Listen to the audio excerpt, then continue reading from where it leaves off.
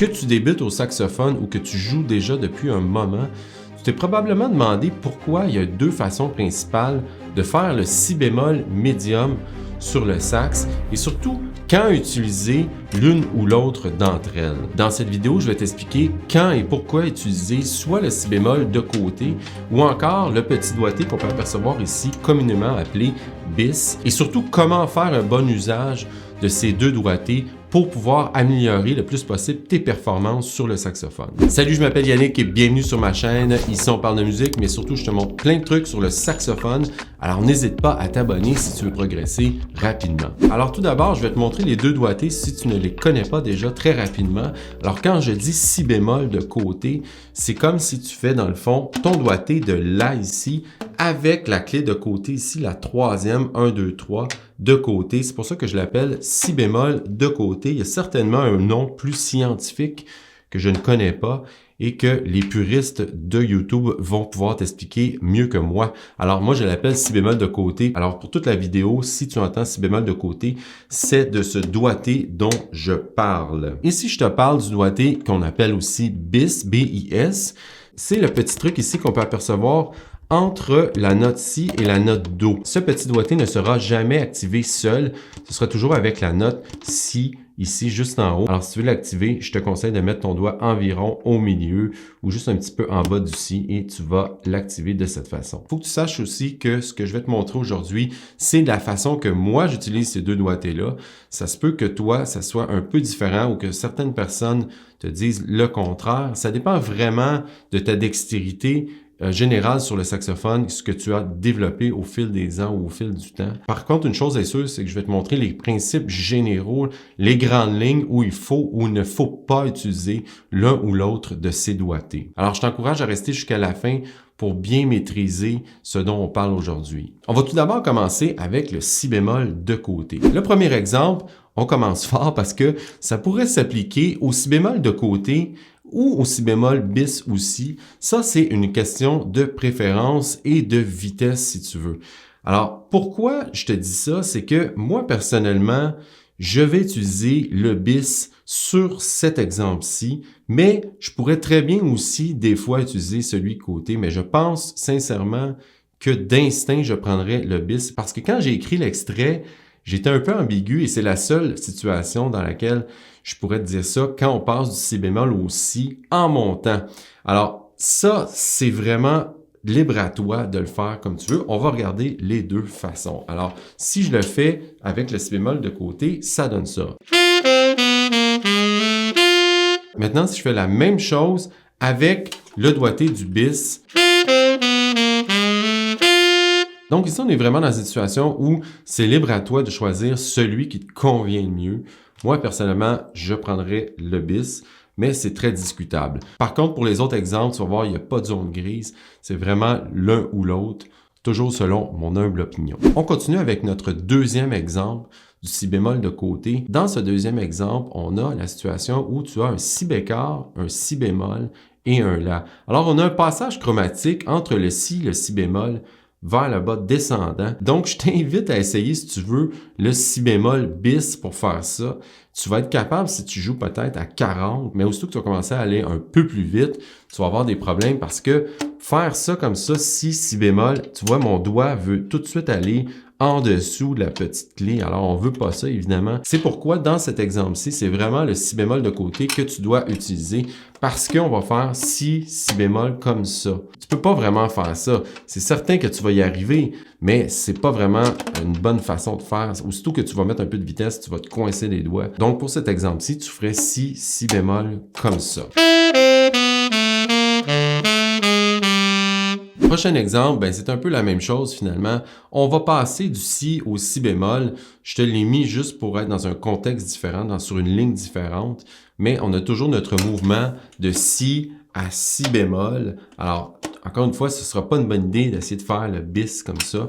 Aussitôt que c'est chromatique vers le bas en partant du si, ou peu importe le passage chromatique descendant où tu vas avoir si et si bémol consécutifs, tu vas utiliser le si bémol de côté.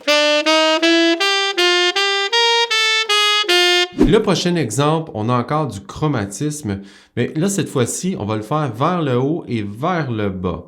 Alors, tu pourrais techniquement faire le premier si bémol si en le faisant comme ça, si bémol si avec le doigté du bis, mais étant donné qu'on va redescendre tout de suite, moi quand je regarde ça, je vais instinctivement utiliser le si bémol de côté et je te le dis, plus tu vas jouer, plus tu vas regarder un passage et tout de suite, instinctivement, tu vas faire le bon doigté pour toi. Alors ici, on aura la, si bémol, si bémol, la. Alors je vais utiliser le si bémol de côté pour faire ça, pour faire tout le truc, les deux si bémol. Dernière situation pour le si bémol de côté. Alors, c'est un passage qui est un peu plus long, c'est juste pour nous mettre en contexte. Nous avons du chromatisme vers le haut. C'est discutable aussi, mais ici, moi, j'aurais tendance à prendre le si bémol de côté. Ça me ramène à dire que finalement, chaque personne va traiter ça un peu d'une façon différente, sauf pour le chromatisme en descendant. Ça, on n'a pas vraiment le choix. Là, c'est vraiment pas saxophonistique de le faire avec le bis. Donc ça, tu vas vraiment le faire de côté. Mais dans ce cas-ci, si tu veux, tu peux prendre le bis. Personnellement, je prendrais le si bémol de côté.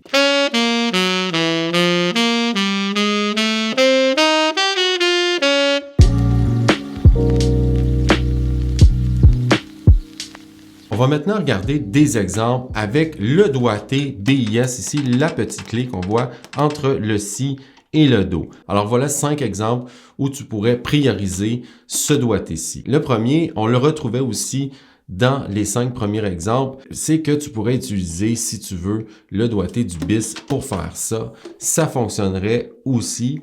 C'est discutable aussi. Moi, personnellement, si c'est pas trop vite, je vais prendre le bis pour faire ça. Mais si je vais très vite, j'aurais peut-être tendance à prendre le si bémol de côté. Mais les deux se font, comme je te le mentionnais auparavant. Le prochain exemple, c'est le même principe, mais dans un contexte différent.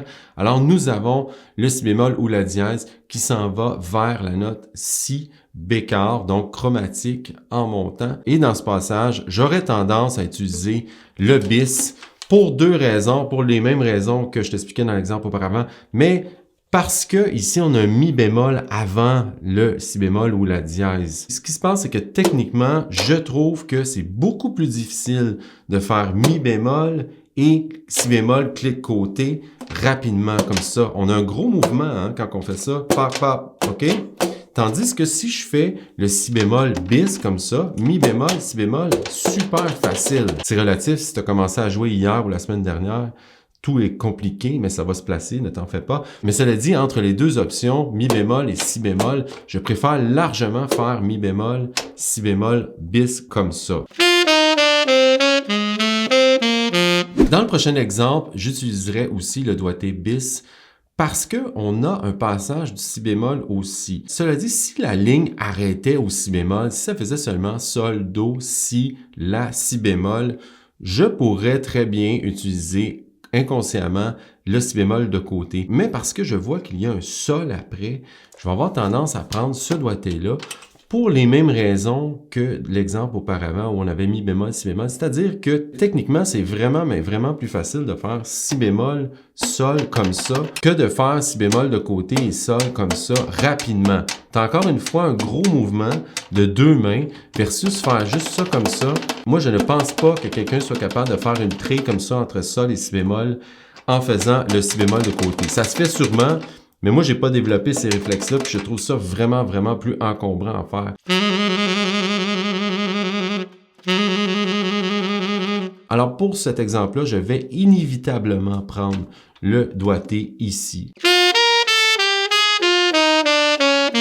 Prochain exemple, je vais utiliser le si bémol bis aussi parce que c'est beaucoup plus facile, encore une fois, de faire le sol, si bémol. C'est la même chose un peu que l'exemple auparavant, mais dans un autre contexte. On a aussi un si bémol à la dernière mesure, si bémol ré. Alors, c'est un passage qui vient du la, donc c'est très facile de faire la si bémol ré comme ça. C'est encore une fois une question de technique et une question de goût aussi.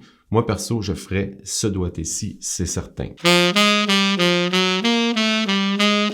Dernier exemple, on a encore une situation où c'est beaucoup plus facile techniquement de faire le si bémol bis comme ça, surtout du passage du la bémol au si bémol. Alors faire la bémol et si bémol comme ça, c'est faisable évidemment, sauf que tu as beaucoup plus de trucs à penser et de doigts à bouger en même temps, en synchro, que de simplement faire ça comme ça, la bémol, si bémol.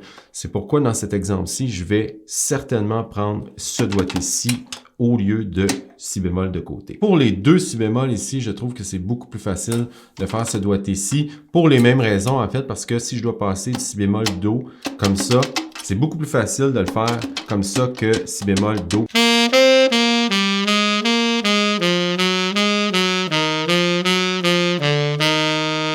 Vidéo très technique aujourd'hui.